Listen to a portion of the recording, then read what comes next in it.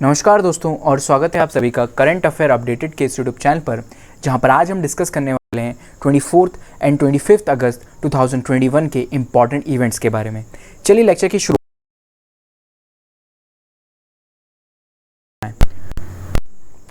आज जो पहला इंपॉर्टेंट आर्टिकल हम कवर करेंगे, it is related with a new होने वाली है।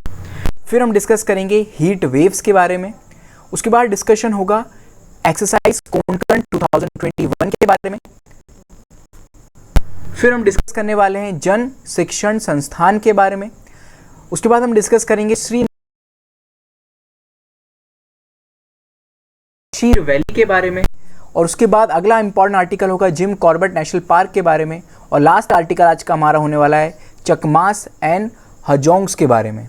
ओके, चलिए स्टार्ट करते हैं पहले इंपॉर्टेंट आर्टिकल के साथ, जो कि रिलेटेड है उभरते सितारे अल्टरनेटिव इन्वेस्टमेंट फंड। ठीक है, अब इस स्कीम के बारे में 3-4 पॉइंट आपको याद होने चाहिए। सबसे पहले तो इसे लॉन्च किसके द्वारा किया गया है, ये किस सेक्टर से रिलेटेड है, और इसके बारे में कुछ इंपॉर्टेंट फैक्चुअल इंफॉर्मेशन, अगर कोई स्पेशल पॉइंट है तो। ठीक है, तो ये 3-4 पॉइंट ही आपको इस स्कीम के बारे में पता होने चाहिए। सबसे पहले तो इसको लॉन्च किया गया है मिनिस्ट्री ऑफ फाइनेंस के द्वारा, यानी कि जो निर्मला सीतारमण की मिनिस्ट्री है, उन्होंने इस स्कीम को लॉन्च किया है। ठीक, अब ये स्कीम रिलेटेड किससे है, तो देखिए जो हमारी micro small and medium enterprises होती हैं, उनसे रिलेटेड है ये स्कीम। और ऐसी एमएसएमईज इंडस्ट्रीज के साथ जो कि किससे डील कर रही हैं, जो कि डील कर रही हैं एक्सपोर्ट ओरिएंटेड, यानी कि एक्सपोर्ट ज़्यादा करते हैं वो लोग। ठीक है, ऐसी फर्म को क्या करना, डेट और इक्विटी प्रोवाइड कराना, यानी ऐसे एमएसएमईज इंडस्ट्रीज, ऐसी स्मॉल इंडस्ट्रीज जो कि क्या कर रही हैं अभी, उन्हें फाइनेंस रही हैं, उन्हें क्या करना, डेट वगैरह प्रोवाइड कराना या फिर इक्विटी वगैरह प्रोवाइड कराना, यानी कि फाइनेंस प्रोवाइड कराना। ठीक है, बाय कौन से तरीके से, तो अल्टरनेटिव इन्वेस्टमेंट फंड के तरीके से। ठीक है, क्या होता है अल्टरनेटिव इन्वेस्टमेंट फंड, आगे चलेंगे समझेंगे। ओके,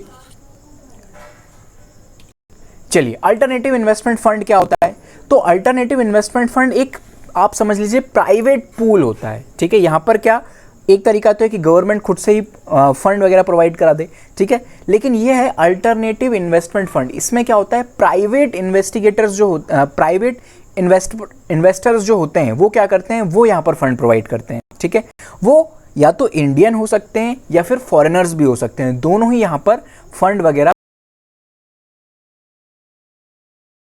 सकते हो कंपनी के फॉर्म में। ठीक है, एक लिमिटेड लायबिलिटी पार्टनरशिप के फॉर्म में भी आप यहाँ पर प्रोवाइड कर सकते हो। खास बात यह है कि ये जो इन्वेस्टर्स होंगे वो क्या होंगे, सेबी के द्वारा गवर्न नहीं किए जाएंगे। ठीक है, new investors generally alternative investment fund में अपना पैसा लगाते हैं। ओके, चलिए आगे बढ़ते हैं, डिस्कस करते हैं हमारा अगला article which is related with rise in heat waves.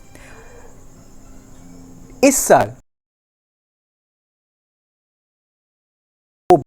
ठीक है, हीट वेव्स के जो मामले थे वो बहुत ज़्यादा राइज हुए। इवन कनाडा में भी हमने हीट वेव्स देखी। वहाँ पर क्या हुआ, जो ग्लेशियर्स हुआ करते थे वो मेल्ट हुए। इवन कनाडा जैसी कंट्री जो कि पोल्स के बहुत ज़्यादा क्लोज है, वहाँ पर भी टेम्परेचर जो है 30-35 डिग्री सेल्सियस से भी ज़्यादा पहुँच गया। ठीक है, तो इसी को क्या बोला जाता है, extreme heat waves, extreme temperature का राइज होना, उसे ही हम हीट वेव्स के नाम से जानते हैं। ओके, इस साल की अगर हम बात करें 2019 से, तो मोर देन 3.5 लाख पीपल की डेथ हो चुकी है सिर्फ और सिर्फ हीट वेव्स के कारण। ठीक है, तो हीट वेव्स हो रही हैं, हमें क्यों इतना ज़्यादा टेम्परेचर देखने को मिल रहा है, तो उसका इकलौता आंसर है वो है हमारा क्लाइमेट चेंज। ठीक, ग्लोबल वार्मिंग के कारण जो क्लाइमेट चेंज हो रहा है, उसके कारण हमें हीट वेव्स देखने को मिल रही हैं। ठीक है, हीट वेव्स एक्चुअल में क्या होती है, इसको अगर डिफाइन करने को बोला जाए तो आप क्या लिखोगे, तो देखो हीट वेव एक ऐसी कंडीशन है जहां पर एयर टेम्परेचर जो है वो फैटल हो जाए टू द ह्यूमन बॉडी, यानी कि अगर ह्यूमन बॉडी उस टेम्परेचर को, एयर टेम्परेचर को झेल ना पाए, बहुत गर्म हवाएं आपकी बॉडी से क्रॉस हों, उसे क्या बोला जाता है, हीट वेव्स बोला जाता है। इंडिया में हीट वेव्स के इंसिडेंट्स कब फेस किए जाते हैं, तो मार्च से जून के टाइम पीरियड में, जब समर का टाइम पीरियड होता है, तब हम इंडिया में इस टेम्परेचर को फेस करते हैं। ठीक है, इंडियन मेट्रोलॉजिकल डिपार्टमेंट के द्वारा जो टेम्परेचर है should reach at least 40 degree Celsius अगर प्लेन रीजन में है, तब हम बोलेंगे कि हीट वेव्स आ चुकी हैं। और हिली रीजन में अगर टेम्परेचर 30 डिग्री सेल्सियस को क्रॉस कर जाता है then we called is heat waves. Okay, क्या इंपैक्ट होता है हीट वेव्स का? तो देखिए हीट स्ट्रोक्स का आना, ठीक है, बहुत ज़्यादा high temperature, high humid conditions का क्रिएट होना, उसे हीट स्ट्रोक बोला जाता है। ओके, फिर इंक्रीज्ड हेल्थ केयर कॉस्ट, वो भी इसका इम्पैक्ट है। लेसन वर्क प्रोडक्टिविटी, इतनी ज़्यादा गर्मी में आप क्या कर सकते हो, उतना ज़्यादा अपना प्रोडक्टिविटी, हाई प्रोडक्टिविटी के साथ काम नहीं कर सकते। रिस्क ऑफ वाइल्ड फायर, ठीक, prevent cloud formation, effect on vegetation, vegetation का डैमेज हो जाना। इंक्रीज्ड एनर्जी डिमांड, क्या होगा, एनर्जी की डिमांड राइज होगी, उसके कारण जो आपकी मशीन्स वगैरह भी बहुत जल्दी हीटअप हो जाएंगी, उनका भी क्या हो जाएगा, कॉस्ट राइज हो जाएगा, पावर रिलेटेड इश्यूज भी बहुत ज़्यादा राइज इस हीट वेव्स के कारण कर सकते हैं। ओके, चलिए आगे बढ़ते हैं, डिस्कस करते हैं हमारा अगला important article which is related with exercise Konkan 2021।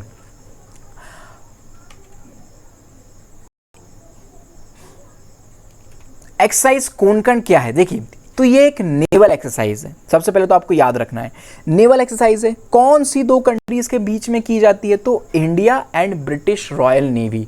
Indian navy और ब्रिटिश रॉयल नेवी जो है, ये दोनों कंट्रीज हैं, इन दोनों कंट्रीज की नेवी जो है वो पार्टिसिपेट करती है इस एक्सरसाइज में। ठीक है, इस साल 2021 में इंडिया की तरफ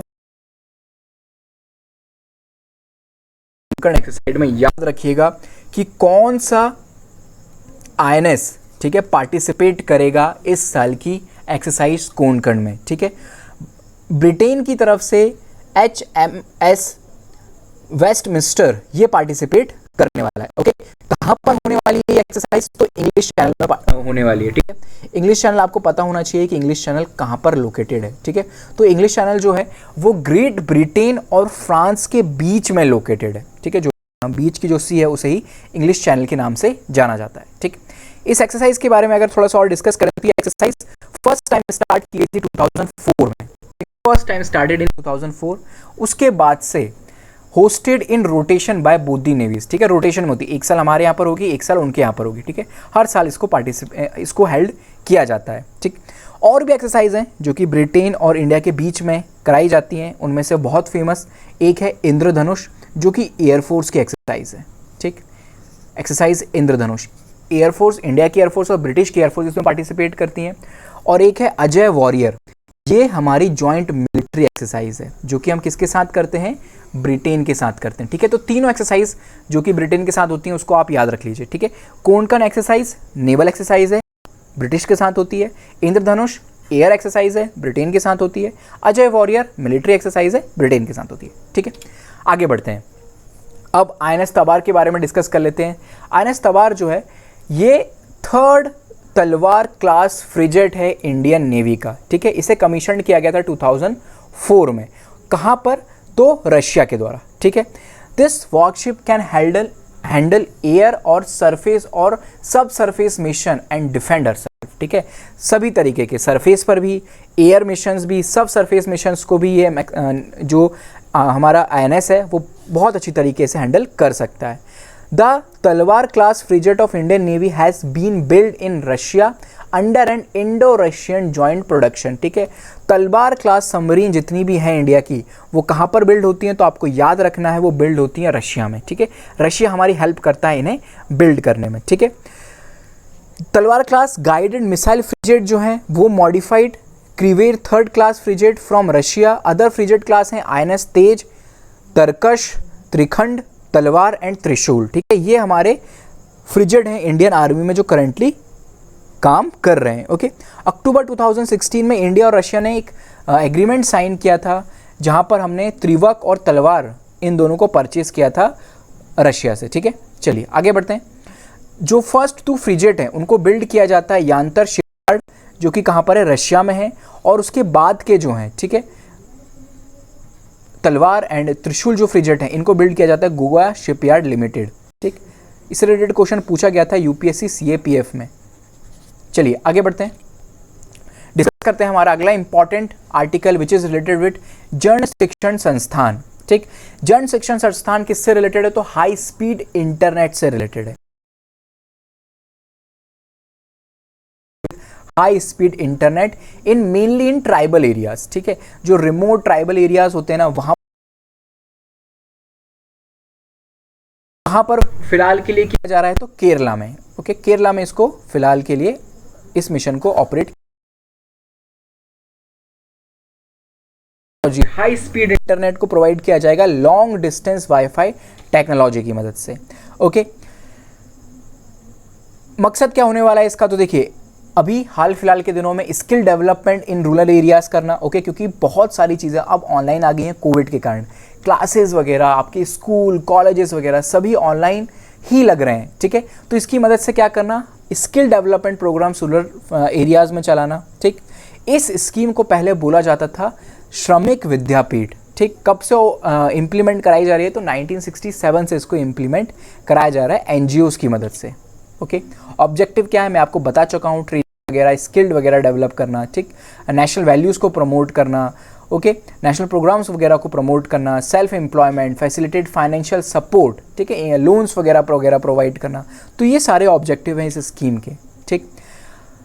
अगला रिलेटेड एक पॉइंट है, इस स्कीम को फैसिलिटेट किया जा रहा है by using long distance wifi, ठीक। अब लॉन्ग डिस्टेंस वाईफाई क्या होते हैं, देखिए ये वर्क करते हैं 5 गीगाहर्ट्ज़ फ्रीक्वेंसी के ऊपर। तो एक पॉइंट जो फैक्चुअल इन्फॉर्मेशन आपको पता होनी चाहिए, लॉन्ग डिस्टेंस वाईफाई कितनी फ्रीक्वेंसी पर वर्क करते हैं, तो 5 गीगाहर्ट्ज़ फ्रीक्वेंसी के ऊपर, ठीक है।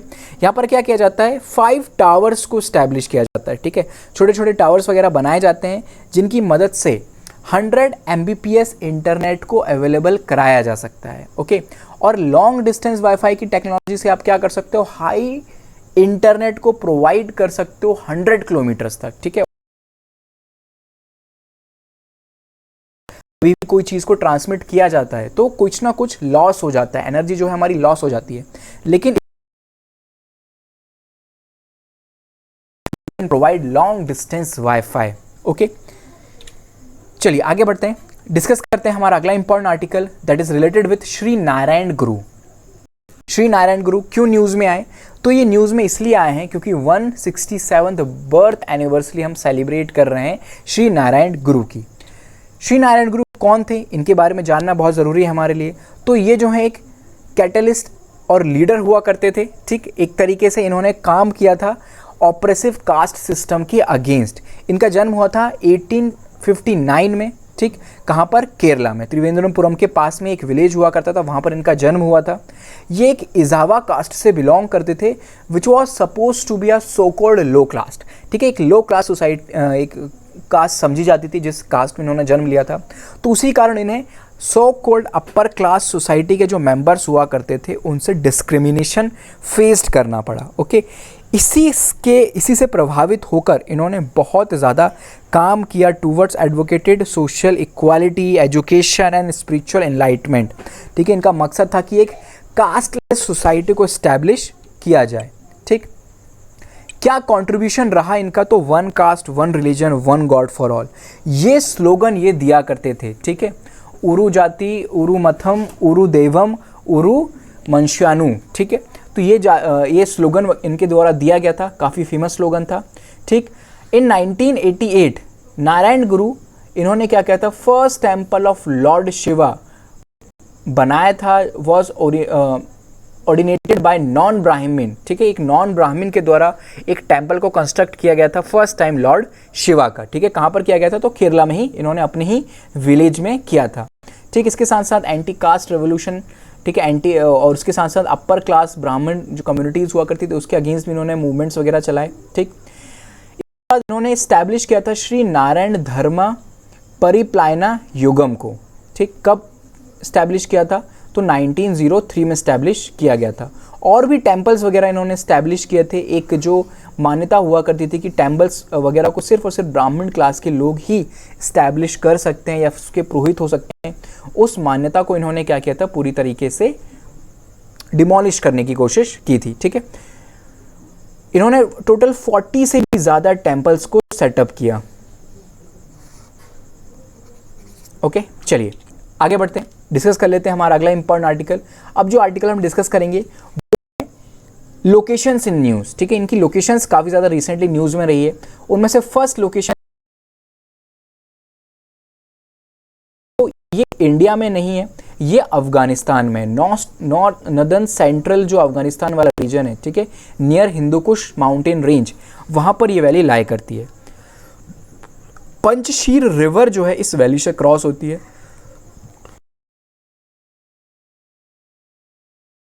ताजिक जो कम्युनिटी यहाँ की हुआ करती थी, उनका होम कंसीडर की जाती है, ठीक। इसके साथ साथ ये जो वैली है वो फेमस है फॉर 5 लॉयंस, ठीक है। पंचशीर का ही मतलब होता है 5 लॉयंस। एक्चुअली में हुआ क्या था, मोहम्मद गजनवी, ठीक है, एक लेजेंड है थे जिन्होंने डैम बिल्ड किया था मोहम्मद गजनवी के लिए, ठीक, ताकि इस वैली में जो फ्लड वगैरह आती है उसको प्रिवेंट किया जा सके। उन्हीं 5 ब्रदर्स के नाम पर 5 लायंस पंचशीर इस वैली का नाम रखा गया। तो लोकेशन आपको याद रखना है कहाँ पर है, यहाँ पर आप देख सकते हैं, ये है पंचशीर वैली अफगानिस्तान वाले रीजन में। ओके, चलिए आगे बढ़ते हैं। अगला है हमारा जिम कॉर्बेट नेशनल पार्क। ये भी रिसेंटली काफ़ी न्यूज़ में रहा है। कहाँ पर लोकेटेड है, तो नैनीताल डिस्ट्रिक्ट ऑफ उत्तराखंड में लोकेटेड है हमारा जिम कॉर्बेट नेशनल पार्क। काफ़ी फेमस है। इस नेशनल पार्क से एक रिवर पास होती है which is Ramganga river. Okay, Ramganga river जो है it is a tributary of river Ganga, ठीक। एक वैली भी है जिम कॉर्बेट नेशनल पार्क जहाँ से रामगंगा पास होती है, पतली दुन वैली। ये भी आप याद रखिएगा कि पतली दुंग वैली जो है वो कहाँ पर लोकेटेड है, ठीक। इस नेशनल पार्क को स्टैब्लिश किया गया था 1936 में एज हेली नेशनल, ठीक, हेली नेशनल पार्क के तौर पर इसको स्टैब्लिश किया गया था and it was establish as India's first national park. India का ओल्डेस्ट नेशनल पार्क है, इंडिया का फर्स्ट नेशनल पार्क भी है जिम कॉर्बेट। ओके, जब प्रोजेक्ट टाइगर स्टार्ट हुआ, इनिशिएट हुआ 1973 में, उसी के साथ जिम कॉर्बेट नेशनल पार्क को भी एक टाइगर रिजर्व डिक्लेयर कर दिया। ओके, चलिए आगे बढ़ते हैं। अब 2 ट्राइब्स जो कि रिसेंटली ओके, चकमास एंड हगजोन्स जो हैं वो चिटगांव हिल से बिलोंग करते थे, ईस्टर्न पाकिस्तान यानी कि जो बांग्लादेश वाला रीजन है वहाँ पर ये दोनों ट्राइब्स बिलोंग किया करती थी। लेकिन वहाँ पर क्या हुआ, इनकी एथनिक या ये जो मेनली हुआ करते थे वो बुद्धिस्ट, चकमास जो हुआ करते थे वो बुद्धिस्ट कम्युनिटी से बिलोंग करते थे और जो हमारे हजोंग हैं वो बिलोंग करते थे हिंदू कम्युनिटीज से, ठीक है। तो उसी कारण उन्हें रिलीजियस परसिक्यूशन को फेस करना पड़ा ईस्टर्न पाकिस्तान में। उस टाइम पर, आज के टाइम पर जो बांग्लादेश है पहले ईस्टर्न पाकिस्तान हुआ करता था, वहाँ पर क्या हुआ, एक कप्ताई डैम प्रोजेक्ट को स्टैब्लिश किया गया जिसके कारण इनका जो होम ग्राउंड हुआ, इनका जो होमलैंड हुआ करता था वो सबमर्ज हो गया 1960s में। इसी कारण इन्हें वहाँ से माइग्रेट करना पड़ा और ये 2 रीज़न बन गए, एक तो रिलीजियस परसिक्यूशन और इस डैम्स का कंस्ट्रक्शन। उसके कारण ये क्या किए, ये मूव करना स्टार्ट किए इंडिया की तरफ और जो अरुणाचल प्रदेश वाला रीजन है, जो असम वाला रीजन है, वहाँ पर आकर ये धीरे धीरे करके सेटल हो गए। खास बात यह है कि इन्हें आज भी सिटीजनशिप नहीं दी गई है। इनके पास जो लैंड सिटीजनशिप नहीं है, लैंड राइट्स नहीं है, लेकिन जो बेसिक एमिनिटीज़ होती हैं, ठीक है, health care facilities, education facilities, ये सारी फैसिलिटीज़ स्टेट गवर्नमेंट के द्वारा इन्हें प्रोवाइड की जाती हैं। Okay, so guys that was our lecture. उम्मीद है आपको ये लेक्चर पसंद आया होगा। अगर आपको ये वीडियो पसंद आई तो प्लीज़ वीडियो को लाइक करें, कमेंट करें, ज़्यादा से ज़्यादा शेयर करें। हमें कमेंट करके ज़रूर बताएं कि आपको वीडियो लेक्चर सीरीज़ कैसी लग रही है। कोई डाउट है वो भी आप हमें कमेंट कर बता सकते हैं। Have a good day, all the best.